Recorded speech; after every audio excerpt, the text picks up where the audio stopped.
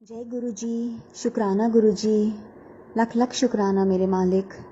शुक्राना रश्मि आंटी, शुक्राना तनु आंटी। आपने मुझे मौका दिया कि मैं अपनी प्यारी संगत के साथ अपना सत्संग शेयर कर सकूं। ये मेरा पहला सत्संग है। अगर इसमें कोई गलती हुई हो तो संगत जी मुझे माफ़ करना। गुरु जी मुझे माफ़ करना, मेरी गलतियों को बख्शना। गुरु जी माफ़ करना संगत जी। मैं एक छोटा सा सत्संग आप लोगों के साथ शेयर करना चाहती हूँ। गुरु जी के साथ मेरी अब तक की जर्नी बहुत बहुत बहुत प्यारी रही है। 2014 की ये बात है, जब मैं उन दिनों में लुक्स में senior makeup artist as a senior beautician work कर रही थी। तो वहाँ पर एक आंटी हुआ करते थे, वीना आंटी, जो गुरुजी को बहुत मानते थे। मतलब उनके मुंह से मैंने जितनी बार भी सुना है, गुरुजी का बहुत वो गुरुजी में बिलीव करते थे। और मैं उन दिनों साईं बाबा पे बहुत बिलीव करती थी। मुझे था कि बस मैंने साईं बाबा जी से अगर कुछ बात बोल दी है तो वो मेरा काम होना ही होना है। साईं से बढ़कर मेरे लिए कुछ भी नहीं था। और उस टाइम पे मैं एक बहुत बड़ी प्रॉब्लम में चल रही थी। मतलब मेरी लाइफ की बहुत बड़ी प्रॉब्लम थी जिसका मैं डिसीजन नहीं ले पा रही थी कि जो चीज़ मैं अपनी लाइफ के लिए चूज़ कर रही हूँ वो मेरे लिए सही भी है या नहीं, मुझे ये भी नहीं पता था। तो मैंने ये प्रॉब्लम वीना दीदी के साथ डिस्कस की थी। तो उन्होंने मुझे बोला कि सीमा, एक बार तो गुरुजी के मंदिर जा, गुरुजी से अरदास कर, उनको अपनी प्रॉब्लम बता, तो तू देखना कि तू इस प्रॉब्लम से बहुत जल्दी बाहर निकल जाएगी। तो मैंने कहा नहीं वीना दीदी, मैं गुरुजी में बिलीव नहीं करती हूँ, मैं अपने साईं बाबा पे बिलीव करती हूँ और मुझे पता है कि साईं बाबा मुझे इस प्रॉब्लम से बाहर ज़रूर निकालेंगे। तो उन्होंने मुझे बोला कि तू मेरी बात तो मान, साईं ही गुरु है, गुरु ही साईं है। एक बार विश्वास करके देख, तुझे खुद से उनकी पावर का पता चलेगा कि वो कितने पावरफुल हैं। संगत जी मैं बोल रही हूँ, लेकिन पता नहीं, मन में एक डर है कि कहीं मुंह से कुछ गलत ना निकल जाए। अगर मेरे से कुछ गलती होती है तो प्लीज़ मुझे माफ़ करना, प्लीज़ गुरुजी मुझे माफ़ करना। तो दीदी ने मुझे बोला, वीना आंटी ने मुझे बोला कि एक बार गुरुजी के साथ अपनी प्रॉब्लम शेयर कर, और हो सकता है कि तू उनके साथ अपनी प्रॉब्लम शेयर करेगी तो तू बहुत जल्दी इस प्रॉब्लम से बाहर निकल जाए। मैंने उनकी बात सुन के अनसुना कर दिया कि हाँ दीदी देखेंगे। एक दिन 2-3 डेज के बाद वीना दीदी की एक फ्रेंड, जो बड़े मंदिर, गुरुजी के बड़े मंदिर से होकर हमारे सैलून आई वीना दीदी से मिलने के लिए, वीना आंटी से मिलने के लिए। तो मैं भी उस टाइम पे उनके पास ही खड़ी थी। तो वीना आंटी ने मुझको बोला कि सीमा, आंटी के लिए पानी लेकर आओ। तो मैं एक स्मॉल बिस्लरी की बॉटल लेकर उनके पास आई। उन्होंने वो पानी का बॉटल अपने हाथ में पकड़ा, तो बस वो बॉटल पकड़ के ही उन्होंने रखा अपने हाथ में।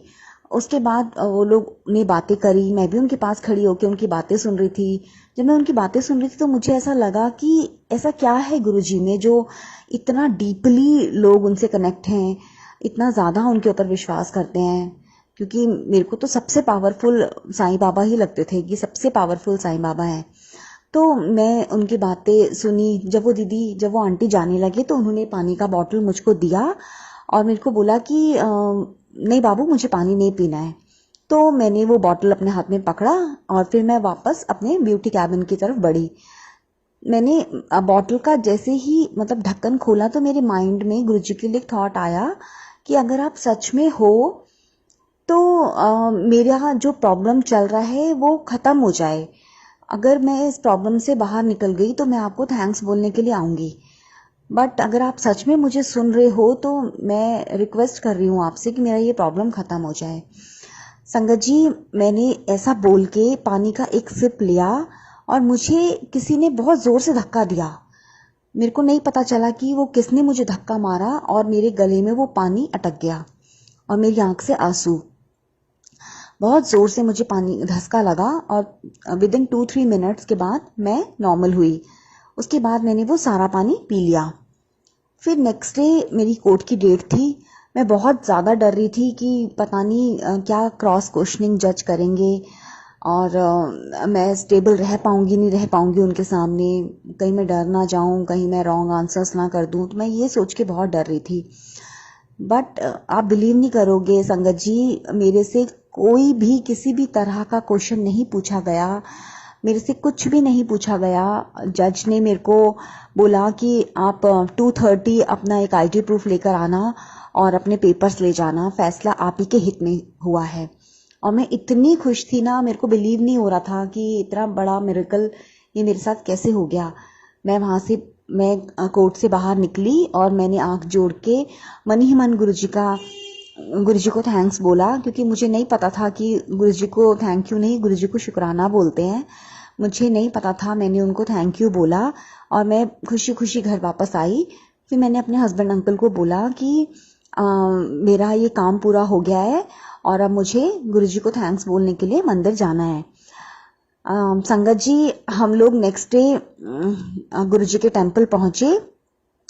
जब हम गुरुजी के टेम्पल पहुंचे, हमें समझ ही नहीं आ रहा था, मतलब माइंड में था कि जैसे शिव रूप है, माता का रूप है, ऐसे ही कोई वहां पे गुरुजी का स्टैचू हमें मिलेगा, मतलब वो भी किसी तरह के भगवान होंगे जो ऐसे ही पूरे मतलब गहनों से, इन सब चीजों से सजे होंगे। मंदिर होगा जिसकी घंटी हमें बजानी होगी, फिर हम अंदर एंटर करेंगे। तो जब हम वहां पहुंचे तो हमें वहां पे तो इतना सुंदर नज़ारा देख के तो मुझे ऐसा फील आया जैसे मैं जन्नत में आ गई हूँ। तब इतना सुंदर मुझे वो लगा। फिर हम लोग जल प्रसाद की लाइन में थे, तो जल प्रसाद की लाइन में लगे हुए एक अंकल, बहुत बड़ी एज के अंकल, उन्होंने जब मुझे जल प्रसाद दिया तो उन्होंने मुझे बोला, आंटी सारा पीना है। तो मेरे हस्बैंड अंकल मेरे पीछे थे, वो बहुत जोर से हंसे।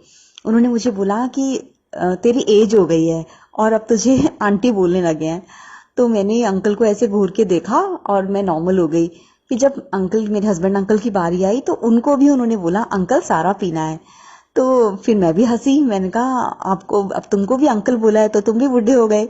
तो हमें नहीं पता था कि गुरुजी अपनी मतलब सब छोटों को या बड़ों को, बच्चों को, बड़ों को, सबको अंकल आंटी बोलते थे। हमें कुछ भी नहीं पता था। गुरुजी संगत जी, हम लोग अंदर बढ़ के जब हम लोग टेम्पल में एंटर हुए तो वहाँ पे सारी संगत, वहाँ पे शब्द कीर्तन चल रहे थे। सारी संगत सर झुकाए, आंखें बंद करे, हाथ जोड़े शब्द कीर्तन सुन रहे थे। हमें वहाँ कुछ भी समझ नहीं आ रहा था कि क्या हो रहा है क्या नहीं। हम चुपचाप बैठ गए और हम लोगों का बिल्कुल ध्यान नहीं था शब्द कीर्तन पे, बिल्कुल भी हमारा ध्यान नहीं था। हम इधर उधर सबको देख रहे थे, मैं पूरे मंदिर को देख रही थी, क्योंकि इतना सुंदर डेकोरेट मंदिर हुआ था कि मेरे को बिलीव ही नहीं हो रहा था कि ये गुरुजी का मंदिर है। जब हम लोग मेन हॉल में एंटर हुए, जहाँ पे गुरुजी की गद्दी है, अब वहाँ पर एंटर हुए तो मतलब वहाँ देख के तो मुझे 2 मिनट के लिए मैं सरप्राइज हो गई कि एक इतना, मतलब कहते हैं ना, एक जेंटलमैन पर्सनालिटी। मेरे को गुरुजी को देख के वो फील आया कि भगवान तो कहीं है ही नहीं, ये तो इंसान रूप है और बिल्कुल एक जेंटलमैन पर्सनालिटी है यहाँ पे, और इनको इतने सुंदर से तैयार किया हुआ है। तो मैंने अपने हस्बैंड की तरफ देखा, उन्होंने मेरी तरफ देखा, फिर हम दोनों ने हाथ जोड़ के सर झुका के उनको थैंक्स बोला और हम लोग आगे बढ़ गए। फिर संगत जी, हम लोग लंगर प्रसाद के लिए हम लोग लाइन में आए। फिर हम लोग वो देख के सरप्राइज हुए कि एक ही प्लेट में 4 लोगों को लंगर प्रसाद दिया जा रहा था। तो वो चीज़ भी हमें बहुत अजीब लगी कि जब हम घर में ही एक ही प्लेट में नहीं खाते हैं तो यहाँ पर एक ही प्लेट में 4 लोगों को खिलाया जा रहा है। वो भी बात हमें समझ नहीं आई, लेकिन हमने गुरुजी का लंगर प्रसाद खाया और फिर हम टेम्पल से बाहर निकले। बाहर निकलते निकलते भी मैंने गुरुजी को थैंक यू बोला कि मैं तहे दिल से आपको थैंक्स बोलती हूँ कि आपने मेरा काम बना दिया और मैं बहुत खुश हूँ।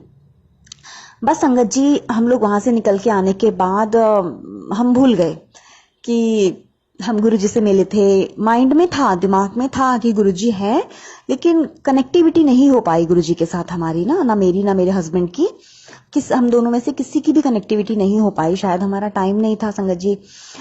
तो हम लोग वहाँ से बाहर निकले, हम लोग आए, सारे रास्ते मैं और मेरे हस्बैंड अंकल हम बात करते आ रहे थे कि हम लोगों ने क्या इमेजिन किया था, और वहाँ पे तो हमें गुरुजी दिखे ही नहीं। वहाँ तो हमें समझ में नहीं आया, वहाँ तो किसी बुढ़े अंकल को, गंजे अंकल को बिठाया हुआ है। ऐसे कौन से गुरुजी होते हैं, हम तो कुछ और ही इमेजिन करके गए थे। मतलब हम इस तरह से बातें करते हुए आ रहे थे। हम लोग घर आए, हम नॉर्मल हो गए।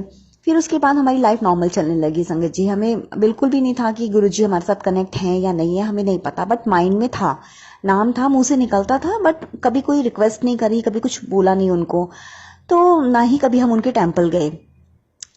तो एक दिन बस लाइफ नॉर्मल चल रही थी, सब कुछ ठीक ठाक चल रहा था।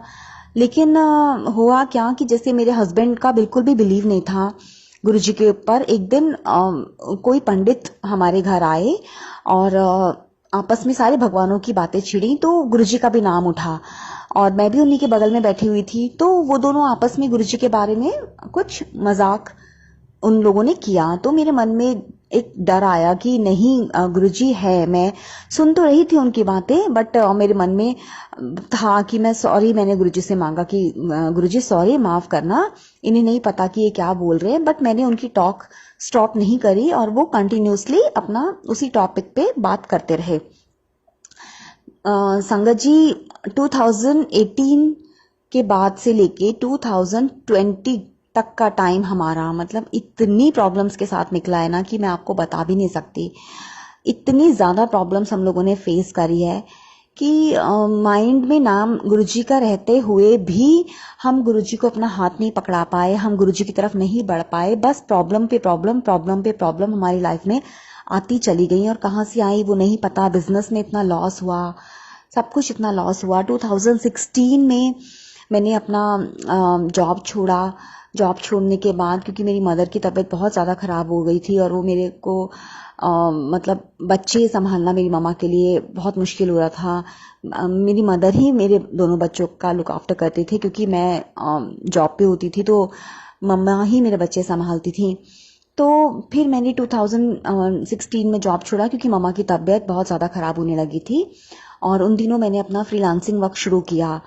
और पता नहीं कैसे संगत जी, जो मैंने अपना प्राइस लिस्ट प्रिंट कराया था उसके एक कॉर्नर में मैंने अपने साईं बाबा का नाम और दूसरे कॉर्नर पे खुद ही गुरुजी का नाम मेरे माइंड में आया और मैंने खुद ही दूसरे कॉर्नर पे गुरुजी का नाम प्रिंट करवाया। आप बिलीव नहीं करोगे संगत जी, 2018 से लेके 2020 तक मैंने फ्रीलांसिंग वर्क किया है। और उन दिनों मतलब 2016 से लेके 2018 तक मैंने अपना फ्रीलांसिंग वर्क किया है। और इतना ज़्यादा मेरे पास काम होता था ना, इतना ज़्यादा मैं बिजी रहती थी कि एक एक महीने में मेरा 70 to 80,000 रुपीज़ में अर्न करती थी। मेरे पास इतना काम होता था। और उसके बाद सडनली मेरी मम्मा की तबीयत बहुत ज़्यादा बिगड़ने लगी। हमारी लाइफ में इतनी सारी प्रॉब्लम्स आई कि 2018 में 23 मई 2018 मेरी मम्मा एक्सपायर हो गए, चले गए वो हमें छोड़ के। उसके बाद मैं बहुत ज़्यादा डिप्रेशन में, सॉरी संगत जी, मैं बहुत ज़्यादा डिप्रेशन में रही क्योंकि मेरी मम्मा मेरी बैकबोन थी, जिन्होंने मुझे बहुत स्ट्रांगली होल्ड किया हुआ था। और मम्मा के जाने के बाद तो मैं बिल्कुल टूट गई थी। मतलब मैं बिल्कुल भी अपने काम पे फोकस नहीं कर पा रही थी। क्लाइंट्स की कॉल आती थी, मैं कॉल अवॉइड करती थी, मैं बचती थी काम से कि मुझे काम पे नहीं जाना है। क्योंकि मम्मा ने ना, मैं बता नहीं सकती संगत जी कि पता नहीं, शायद किसी और की वजह से तो सबकी मदर्स अपने बच्चों का बहुत ध्यान रखती हैं, माँ से बढ़कर तो कुछ भी नहीं होता। बट मुझे मेरी मम्मा बहुत ही स्पेशल लगती थी कि उन्होंने बचपन से लेके और जब तक मेरे बेबीज नहीं हुए तब तक उन्होंने मुझे होल्ड करा हुआ था। और इतना स्ट्रांगली होल्ड किया हुआ था ना कि मैंने कभी भी मम्मा से अलग खुद को सोचा ही नहीं था। मतलब उनकी बिना मेरी लाइफ इनकम्प्लीट थी, बिल्कुल इनकम्प्लीट। और मैं पूरी तरह से अपनी मम्मा पे ही डिपेंड थी। मेरी मम्मा मेरा सारा घर भी संभालते थे, मेरे बच्चे भी संभालते थे। मैं सिर्फ अपने काम पे, मेरा फोकस था कि मुझे अपना काम देखना है, मैं सिर्फ अपने काम पे ध्यान देती थी। मुझे कुछ नहीं पता होता था संगत जी कि मेरे बच्चे कैसे हैं, मेरा घर कैसा है, सब कुछ मेरी मम्मा ने संभाला हुआ था। 2018 23 में जब मेरी मम्मा गए, उसके बाद मैं बहुत बीमार हुई, मेरा काम पे फोकस बिल्कुल नहीं रहा। और तब से हमारी कंडीशन बहुत ज़्यादा ख़राब होनी शुरू हो गई। मेरे हस्बैंड का बिजनेस में बहुत लॉस हुआ, हमारा काम चलना बंद हो गया। उसके बाद से लेके 2020 तक हमारी कंडीशन बहुत ही ख़राब, बिल्कुल पुअर कंडीशन में आ गए हम लोग। हमारे बच्चों की स्कूल की फ़ीस भरने के लिए हमारे पास पैसे नहीं होते थे। एक दिन हम लोग बैठे, मेरे हस्बैंड ने बोला कि बहुत प्रॉब्लम में आ गए हैं, तो केवीएस प्राइवेटली हम नहीं पढ़ा सकते अब बच्चों को, केवीएस में ट्राई करते हैं, केवीएस में तुम ट्राई करो। मैंने अपने हस्बैंड से बोला कि केवीएस में ट्राई करना इट्स नॉट पॉसिबल, क्योंकि वहाँ पे ज़्यादातर आर्मी ऑफिसर्स के बच्चे और गवर्नमेंट जॉब के जो में होते हैं उनके बच्चे, उन्हीं को एंट्रीज मिलती है, आउटर साइड को एंट्रीज मिलना बहुत मुश्किल होता है। तो बट मेरे हस्बैंड ने फिर भी मुझे बोला कि एक बार ट्राई करके देखते हैं, शायद कुछ हो जाए। तो उन्होंने कहा कि अपने किसी फ्रेंड से बात करो या अपने किसी क्लाइंट से बात करो। तो मेरे दिमाग में ऐसा नहीं आया, मैंने कहा इट्स नॉट पॉसिबल, मतलब इतना ईजी नहीं है। मैंने जिससे भी बात की थी सबने ही बोला कि यार इतना ईजी नहीं है, बहुत लंबे लंबे क्यूज होते हैं वहाँ पे, इतना आसानी से नहीं होगा एडमिशन। तो मैंने छोड़ दिया, माइंड से निकाल दिया। लेकिन गुरुजी थे तब भी मेरे दिमाग में, और मैं वैसे ही बैठे बैठे थॉट आ गया कि गुरुजी आप देखना, बहुत प्रॉब्लम चल रही है, प्लीज़ आप एक बार देखना। एक दिन मैं सोई, मतलब मेरे को तो इमेजिन भी मैं नहीं कर पाई कि मेरे को क्या चीज़ हुई। रात को मैं जब सोई संगत जी, मुझको सफ़ेद कपड़ों में एक गंजा बुड्ढा, मतलब बहुत गंजा बुड्ढा मैं दिखाई दिया, बिल्कुल वाइट चोले में। तो वो गुरुजी थे, मेरे को नहीं पता था कि वो गुरुजी है। और मैं क्या देख रही हूँ मेरे सपने में कि बहुत बड़ा बवंडर आया है और सब लोग उस बवंडर में गिरते जा रहे हैं, गिरते जा रहे हैं। और वो मेरे सामने खड़े हैं, गुरुजी मेरे सामने खड़े हैं, और वो मैं उनसे रिक्वेस्ट कर रही हूँ, वो हंस रहे हैं मुझको देख के, और मैं उनको कह रही हूँ प्लीज़ मेरा हाथ पकड़ो, नहीं तो मैं इसमें गिर जाऊंगी, मैं भी मर जाऊंगी, प्लीज़ मेरा हाथ पकड़ो। और वो मुझे बोल रहे हैं कि पहले बोल मुझ पे विश्वास करेगी, पहले बोल विश्वास करेगी तब मैं हाथ पकड़ूंगा। तो मैंने बोला नहीं, पहले आप मेरा हाथ पकड़ो, मुझे बचाओ, फिर मैं आपसे बात करूंगी। कहते पहले बोल विश्वास करेगी तब मैं तेरा हाथ पकड़ूंगा। संगत जी, उन्होंने 2-3 बार मुझे ऐसा बोला कि पहले बोल विश्वास करेगी, और मैंने एक बार भी गुरुजी से नहीं बोला कि हाँ मैं विश्वास करूंगी। और मैं उस दलदल में, उस बवंडर में डूब गई, और मेरा हाथ गुरुजी ने नहीं पकड़ा। मैं उठी, मतलब मैं एकदम झटके से उठी, मुझे समझ ही नहीं आया कि मेरे को ड्रीम में क्या दिखाई दिया। नेक्स्ट डे मॉर्निंग मैं अपने नेबर से पूछ रही हूँ कि मुझे रात में ऐसा सपना दिखाई दिया, ऐसा एक वाइट कपड़ों में, एक सफ़ेद कपड़ों में एक गंजा बुढ़ा मुझे दिखाई दिया जो मुझे ऐसे ऐसे बोल रहा था। मुझे नहीं समझ में आया। किसी ने बोला कि तेरे पूर्वज हैं जो तुझे दिखाई दे रहे हैं, किसी ने बोला शिवलिंग पे दूध चढ़ाना है, और कोई विश तुम बोल के भूल गए हो जो तुम्हें याद दिलाने के लिए। मुझे ऐसा फील आया कि जिस घर में हम रहते हैं वहाँ पे उधर के जो लैंडलॉर्ड थे वो भी एक अंकल थे। तो मेरे को लगा कि शायद वो मुझे सपने में आके डरा रहे हैं कि मैं डर जाऊँ और इनका घर खाली हम कर दें। मतलब उस टाइम पे हम बहुत ही प्रॉब्लम में चल रहे थे। तो मेरे को दिमाग में आया कि शायद अंकल डराने आए हैं मुझे, और वो ये सोच रहे हैं कि हम इनका घर खाली कर दें। पर मुझे बिल्कुल भी समझ नहीं आया संगत जी कि वो गुरुजी थे। मैं नहीं समझ पाई। और लॉकडाउन लग गया था, मतलब कोविड एंटर कर गया था, बहुत ज़्यादा सिचुएशन सबकी ख़राब हो गई थी, काम बिल्कुल बंद था, हम घर पे थे, स्कूल्स भी बंद हो गए थे, सब कुछ। मेरे हस्बैंड का काम चलना भी बहुत ऑलमोस्ट बंद ही हो गया था। तो बहुत डिप्रेशन में थी, बहुत टेंशन में थी कि क्या करूं, घर की कंडीशन कैसे ठीक होगी, कैसे क्या होगा। मैं कुछ काम करना चाहती हूँ, गुरुजी प्लीज़ रास्ता दिखाओ। माइंड में था गुरुजी का नाम, प्लीज़ रास्ता दिखाओ। नहीं समझ पा रही हूँ कि क्या होगा क्या नहीं होगा। मैंने अपने हस्बैंड से डिस्कस किया कि मुझे एक जनरल स्टोर प्लीज़ खुलवा दो, मेरे को कुछ काम करना है, मैं घर में नहीं बैठ सकती हूँ।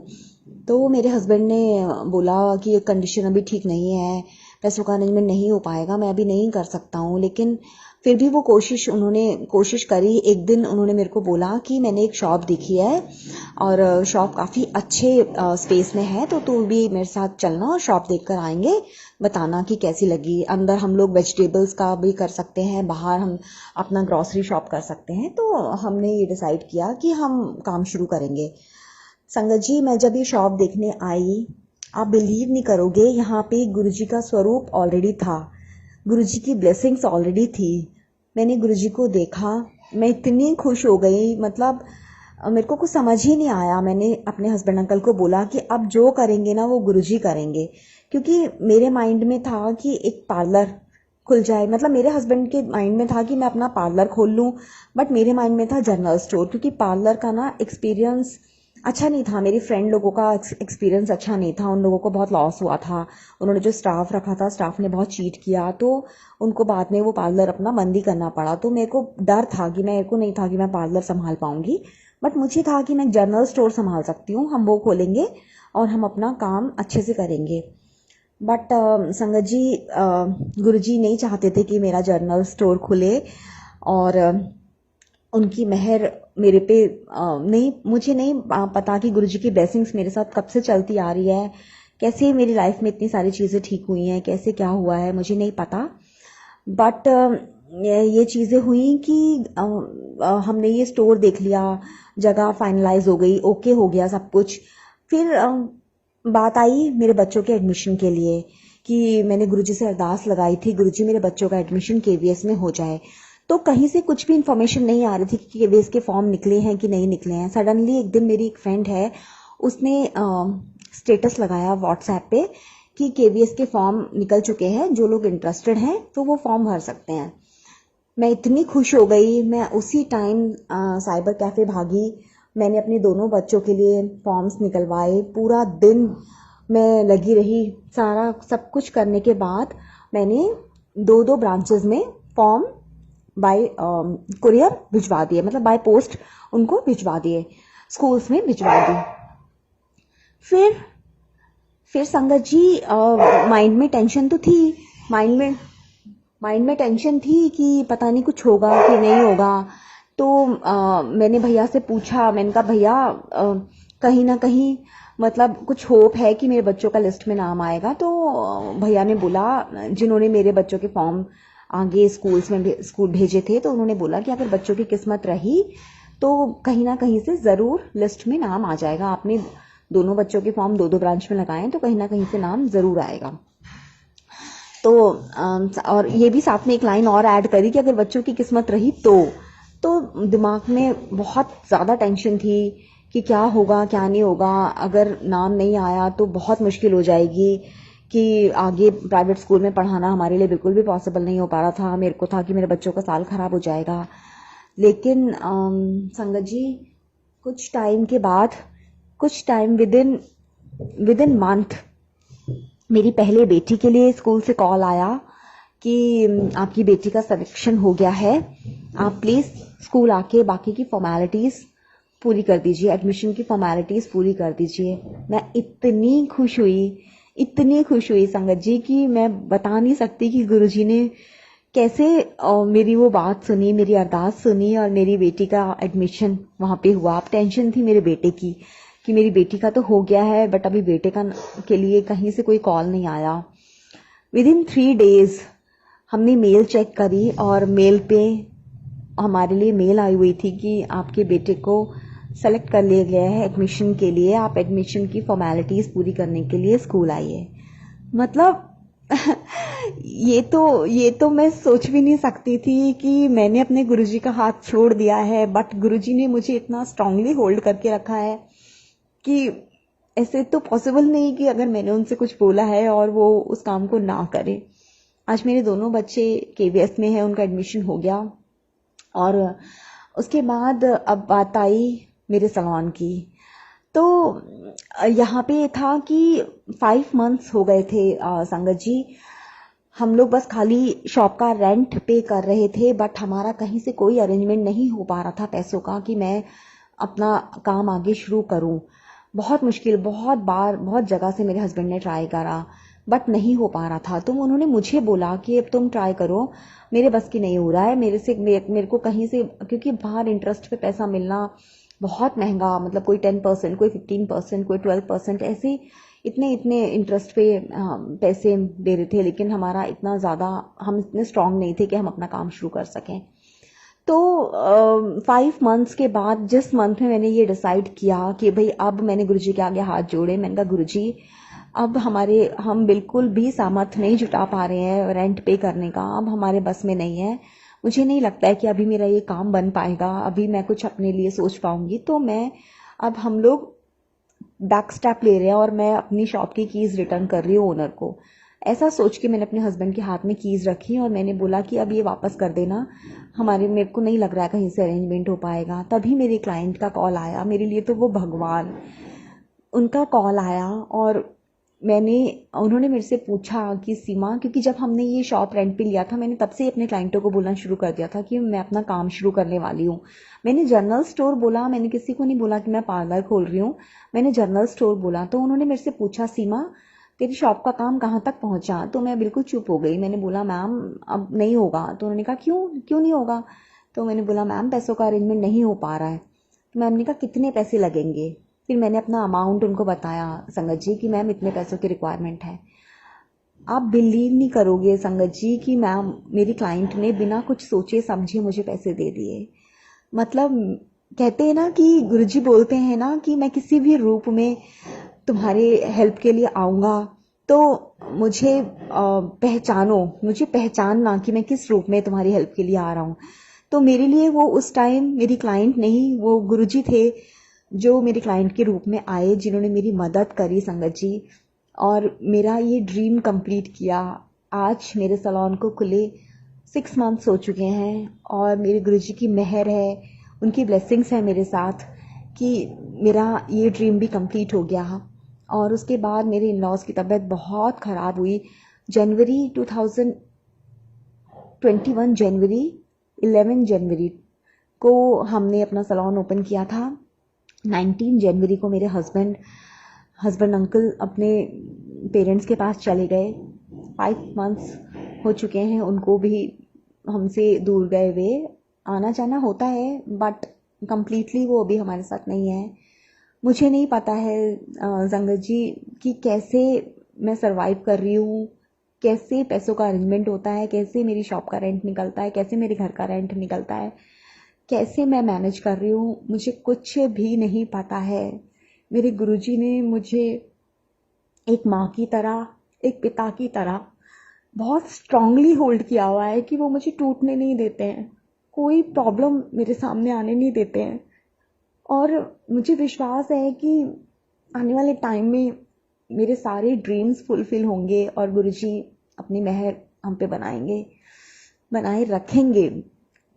संगत जी, मैं तहे दिल से अपने गुरुजी का शुक्राना करती हूँ कि उन्होंने मुझे एक्सेप्ट किया अपनी लाइफ में, एंट्री दी, मुझे अपना प्यार दिया, अपनी ब्लेसिंग्स दी। मैं अपने आप को बहुत लकी समझती हूँ कि मैंने गुरुजी को पहचाना और एक फादर की तरह मैंने उनको इतना विश्वास मैंने अपना गुरुजी के ऊपर बनाया, इतना प्यार मैंने अपना गुरुजी के ऊपर बनाया। मैंने नहीं, मेरे गुरुजी ने मुझे होल्ड कर रखा है ताकि मेरा विश्वास उनके ऊपर बना रहे, मेरा प्यार उनके ऊपर बना रहे। और मैं गुरुजी से अरदास करती हूँ कि मेरी जितनी भी संगत है, जो भी मेरे गुरुजी के साथ जुड़ी हुई है, उनकी ब्लेसिंग्स हमेशा सभी संगत के साथ बनी रहे, हमेशा सभी के साथ उनका प्यार बना रहे। संगत जी, मेरा ये पहला सत्संग था जो मैंने आपके साथ शेयर किया। मैं माफ़ी चाहूँगी अगर मेरे से कोई गलती हुई हो। रश्मि आंटी, अगर मेरे से कोई गलती हुई हो तो मुझे माफ़ करना। तनु आंटी, मुझे माफ़ करना अगर मैंने कुछ गलत बोला हो तो माफ़ी करना देना गुरुजी, अगर मेरे से कुछ गलती हुई हो तो।